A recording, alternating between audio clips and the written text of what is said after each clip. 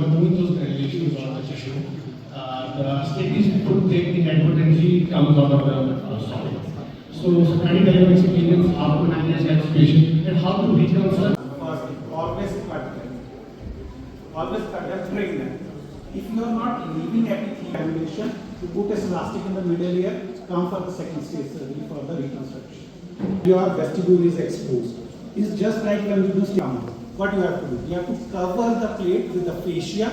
But my advice is whenever there is a granulation, don't plug granulation. Always cut with a sharp scissor. Never ever suction directly of the vestibule to prevent SL loss. Granulation are reversible. Just keep this elastic in middle here.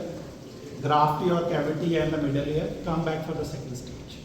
Because if you are not leaving any epithelium, there is no issue.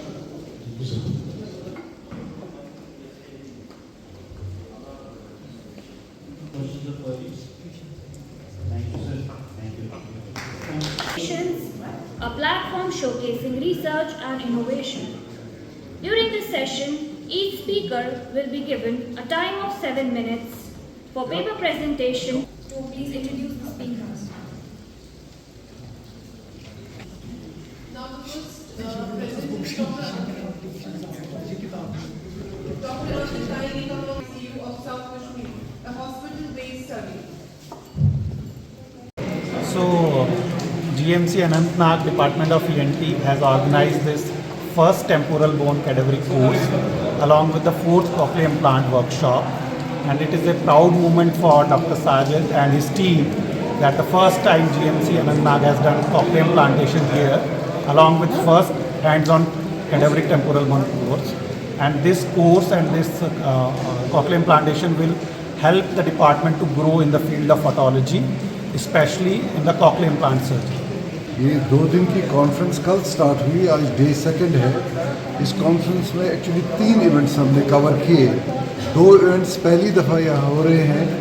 ये collaboration ENT की department of anatomy के साथ है।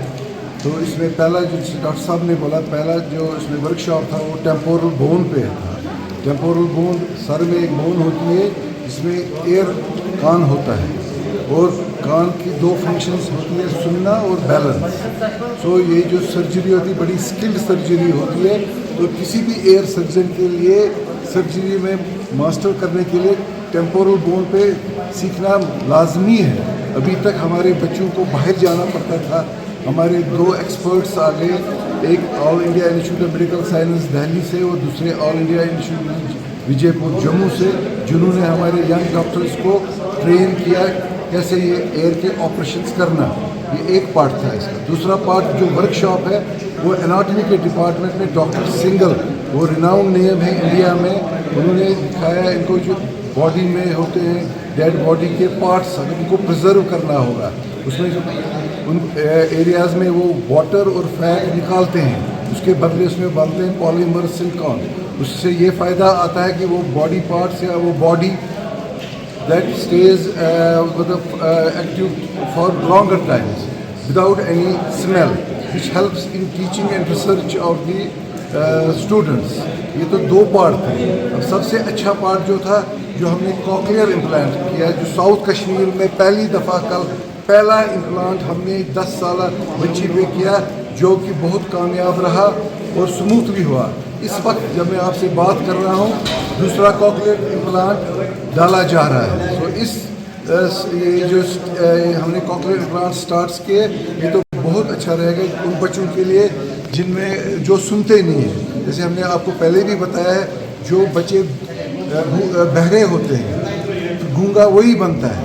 तो आवाज़ speech को develop करने के लिए हेयरिंग इम्पॉर्टेंट है।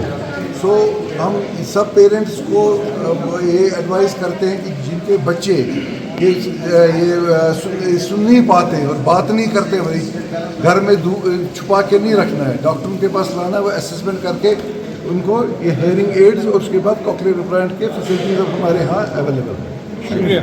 लोग हैं, साउथ कश्मीर के लोग हैं स्पेशली, उनके लिए बहुत ही खुशी का ये मकाम है कि यहाँ पे एक ऐसी सर्जरी स्टार्ट हुई है जिसके लिए उनको बाहर जाना पड़ता था और लाखों रुपए खर्च करने पड़ते थे और फिर फॉलो अप में वहाँ पे जाना पड़ता था और बहुत दिक्कतें आती थी।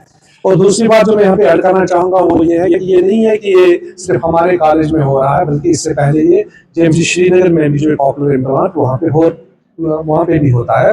लेकिन आपको ये याद रखना है कि जेएमसी श्रीनगर को 52 ईयर्स लगे इस लेवल पे पहुंचते पहुंचते कि वो कॉकलियर इम्प्लांट कर सकें, और हमारे मेडिकल कॉलेज जेएमसी अनंतनाग है इसको सिर्फ 6 साल लगे इस लेवल तक पहुंचते पहुंचते कि we are able to make a cochlear implant, performant cochlear implant. तो इसके लिए हम तमाम जो समर कश्मीर के लोग हैं, जो हमारी मीडिया फैटर्निटी है, उनका हम शुक्रिया अदा करते हैं कि उन्होंने हमेशा हमें एनकरेज किया, सपोर्ट किया, और हम इतनी तेजी से आप तरक्की कर रहे हैं कि जिसका इंसान सोच भी नहीं सकता। सबसे पहले तो मैं शुक्रिया अदा करना चाहूँगा कि मैं doctor Darwin ENT department AIIMS Jammu में कार्यरत हूँ। सबसे पहले बधाई के पात्र हैं हमारी GMCH अनंतनाग टीम, जिन्होंने इतनी बड़ी उपलब्धि की कॉकलियर इम्प्लांट के रूप में, और एक temporal bone dissection workshop conduct करा के, तो वो बधाई के पात्र हैं। ऐसी वर्कशॉप और ऐसे सर्जरीज बहुत इंपॉर्टेंट हैं उन और तमाम डेफ बच्चों के लिए जो कि एक नॉर्मल जीवन जी सकते हैं बाद में अगर वो ऑपरेशन कराते हैं। तो ये बहुत ज़रूरी है और ये बधाई के पात्र हैं।